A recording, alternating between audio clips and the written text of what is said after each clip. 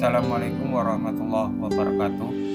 Salam guru penggerak, tergerak, bergerak, dan menggerakkan. Saya di sini Eko Aprianto SPD, calon guru penggerak angkatan 10 Kabupaten Lampung Timur, akan menampilkan koneksi antar materi, kesimpulan, dan refleksi modul 1.1.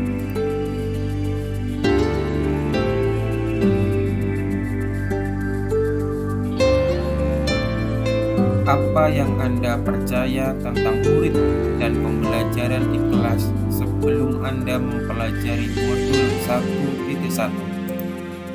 Yang pertama, saya percaya bahwa seorang guru adalah pusat pembelajaran atau teacher center. Di sini saya menempatkan diri sebagai aktor utama, orang yang serba tahu, dan sebagai satu-satunya sumber belajar, sehingga proses pembelajaran didominasi oleh saya. Peserta didik hanya melakukan aktivitas sesuai dengan petunjuk saya dan hampir tidak memiliki kesempatan untuk melakukan aktivitas sesuai dengan minat dan keinginannya. Yang kedua, saya kurang memahami karakteristik peserta didik. Saya kurang peduli dengan kebutuhannya. Yang ketiga, rendahnya motivasi peserta didik sehingga mereka pasif dalam proses pembelajaran karena saya cenderung menyampaikan materi pembelajaran dengan strategi ceramah sehingga peserta didik merasa tidak dilibatkan saat belajar di kelas. Yang keempat, pembelajaran terfokus pada pencapaian KKM. Untuk itu, saya terus berusaha mencari metode yang terbaik dalam kegiatan belajar mengajar agar nilai akan memuaskan. Apa yang berubah dari pemikiran atau perilaku Anda setelah mempelajari modul ini?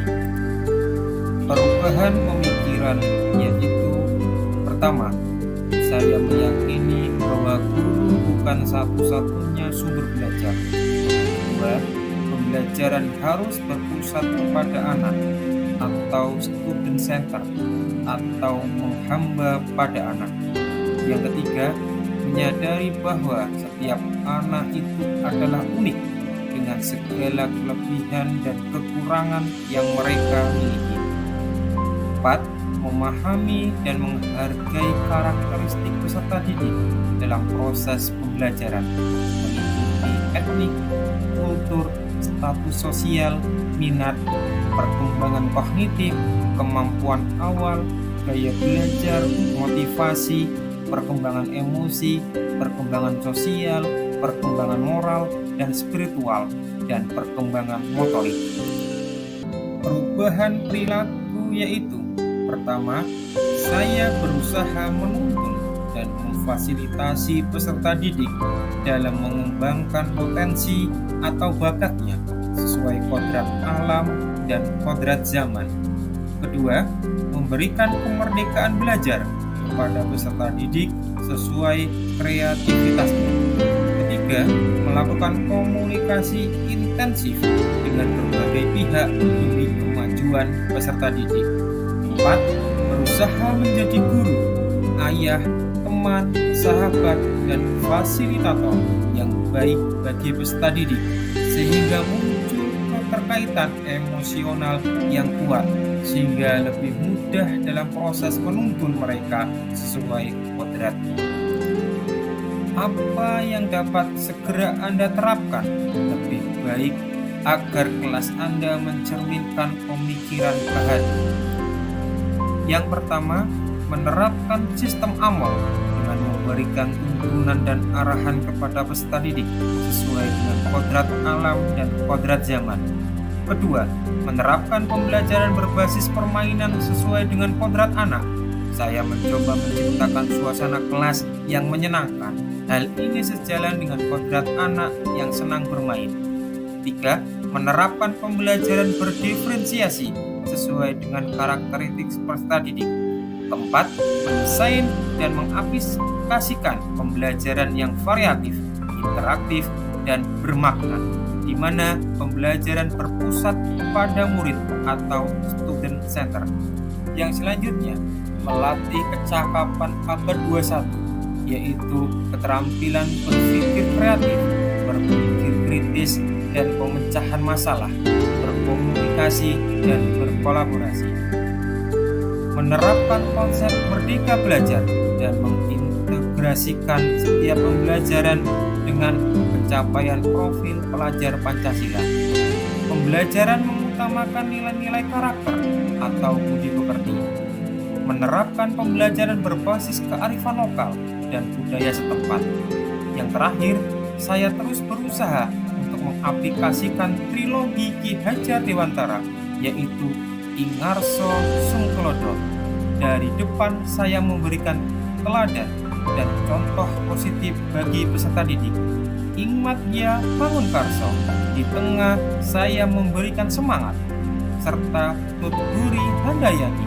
Dari belakang saya memberikan dorongan bagi peserta didik untuk belajar dan terus belajar. Kesimpulan yang saya dapatkan adalah, menurut Ki Hajar Dewantara telah meletakkan beberapa konsepsi sebagai dasar pendidikan nasional. Konsep pemikiran merdeka belajar adalah poin utama dalam pemikiran Ki Hajar Dewantara untuk menyelenggarakan pendidikan. Konsep trilogi menurut Ki Hajar Dewantara yang bernama asli Raden Mas Suwarjadiningrat ini digunakan sebagai pijakan pendidikan di Indonesia, yaitu Ingarso Sungkelodo, Ingmatya Mangunkarso, Tutguri Handayani. Ingarso Sungkelodo berarti bahwa seorang pendidik yang berada di depan hendaknya menjadi contoh atau suri tauladan yang baik. Ingmatya Mangunkarso maknanya seorang pendidik di tengah harus membangkitkan semangat. Tutguri Handayani, seorang pendidik harus memberikan dorongan moral dan semangat kerja dari belakang. Asas pendidikan menurut Ki Hajar Dewantara membedakan kata pendidikan dan pengajaran dalam memahami arti dan tujuan pendidikan. Menurut KHD, pengajaran adalah bagian dari pendidikan. Pengajaran merupakan proses pendidikan dalam memberikan ilmu atau berfaedah untuk kecakapan hidup anak secara lahir dan batin. Sedangkan pendidikan memberikan tuntunan terhadap segala kekuatan kodrat yang dimiliki anak agar ia mampu mencapai keselamatan dan kebahagiaan yang setinggi-tingginya, baik sebagai seorang manusia maupun sebagai anggota masyarakat. Pendidikan adalah tempat persemaian benih-benih kebudayaan dalam masyarakat. Pendidikan dapat menjadi ruang berlatih dan bertumbuh nilai-nilai kemanusiaan yang dapat diteruskan atau diwariskan. Pendidikan merupakan proses perubahan yang terus bergerak dan tidak diam. Pendidikan bergerak sesuai kodrat keadaan, kodrat zaman, dan kodrat asas Trikon. Proses perubahan dalam pendidikan oleh Ki Hajar Dewantara disebut dengan asas Trikon, yakni pertama, kontinuitas merupakan pengembangan pendidikan yang dilaksanakan secara berkesinambungan, dilakukan terus-menerus dengan membuat perencanaan yang baik. Dalam hal ini, pendidikan yang dikembangkan berlandaskan pada nilai-nilai budaya bangsa. Kedua, konvergensi merupakan pengembangan pendidikan yang dilakukan berlandaskan pada prinsip memanusiakan manusia dan memperkuat nilai-nilai kemanusiaan. Yang ketiga, konsentris adalah pendidikan harus menghargai keberagaman dan memerdekakan pembelajar, memerdekakan diri sendiri dengan tidak mengganggu dan tetap menghargai kemerdekaan orang lain. Dasar-dasar pendidikan yang menuntun. Pertama, menurut Ki Hajar Dewantara menjelaskan bahwa tujuan pendidikan yaitu menuntun segala kodrat yang ada pada anak, agar mereka dapat mencapai keselamatan dan kebahagiaan yang setinggi-tingginya, baik sebagai manusia maupun sebagai anggota masyarakat. Kedua, dalam proses menuntun, anak diberikan kebebasan, namun pendidik sebagai pamong dalam memberikan tuntunan dan arahan agar anak tidak kehilangan arah dan membahayakan dirinya. Seorang pamong dapat memberikan tuntunan agar anak dapat menemukan kemerdekaannya dalam belajar. Kodrat alam dan kodrat zaman. Dasar pendidikan anak berhubungan dengan kodrat alam dan kodrat zaman. Kodrat alam berkaitan dengan sifat dan bentuk lingkungan di mana anak berada, sedangkan kodrat zaman berkaitan dengan isi dan irama. Pendidikan anak sejatinya menuntun anak mencapai kekuatan kodratnya sesuai dengan alam dan zaman. Menurut Ki Hajar Dewantara menegaskan bahwa didiklah anak-anak dengan sesuai dengan tuntunan alam dan zamannya sendiri. Budi pekerti.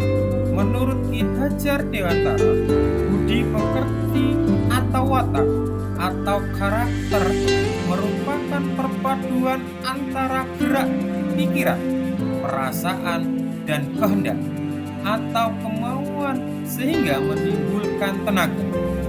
Budi pekerti juga dapat diartikan sebagai perpaduan antara cipta atau kognitif, karsa atau afektif sehingga menciptakan karya atau psikomotor. Budi pekerti merupakan keselarasan atau keseimbangan hidup antara cipta, rasa, karsa, dan karya. Demikian kesimpulan dan refleksi saya terhadap pemikiran Ki Hajar Dewantara. Semoga bermanfaat. Guru bergerak, Indonesia maju. Mari memajukan pendidikan Indonesia dengan menciptakan pembelajaran yang berpusat pada murid dan menggerakkan ekosistem pendidikan yang lebih baik melalui program guru penggerak.